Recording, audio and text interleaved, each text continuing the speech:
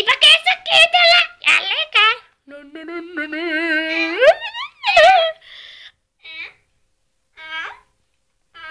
Älä nilkuta, se ei pahentaa asiaa. Aivan paikallasi. Namiruokaa. Mitä ruokaa haluat? Minä haluan kaikkea. No, siinä tapauksessa. Ai. Uusi yritys.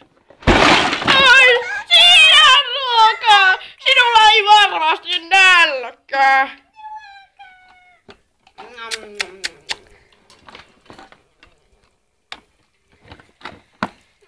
Nyt Chilen ruoanhakuretki päättyi. Hän sai ruokaa. Kiitoksia paljon.